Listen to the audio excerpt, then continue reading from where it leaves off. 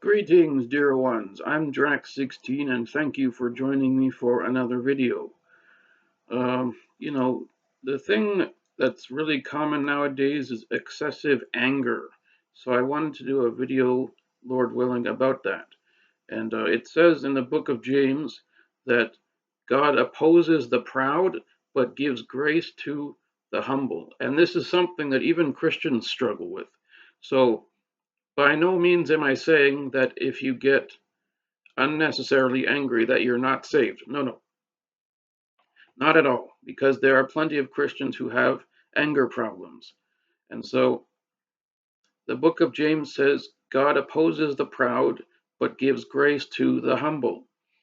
And so I think a reason why people get so angry nowadays is because they're frustrated that life isn't happening on their terms, that things are not happening according to what they want, so they get angry. But you see, it shouldn't be that way because everything that happens is according to God's will. God's predestinated, like He predestined things to happen. So the moment you get angry, you're basically saying that life is not fair, which is, of course, blasphemy to say that God is not fair.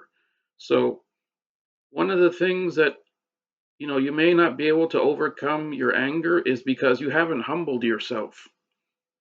But if you will humble yourself under the mighty hand of God, if you will acknowledge that not everything happens, that not everything that happens is going to be pleasurable, then um, unless you come to that realization, then you're just going to continue being an angry person. So um, now let me just say this though. Anger isn't always a sin because the Bible says, be angry and sin not, or be angry and do not sin. In other words, it's okay to be angry as long as that anger isn't causing you to sin. But anger isn't always a bad thing. Let's not get carried away here. Jesus cleansed the temple after people were scamming people out of their money, and they were turning the temple into a marketplace where you would buy stuff.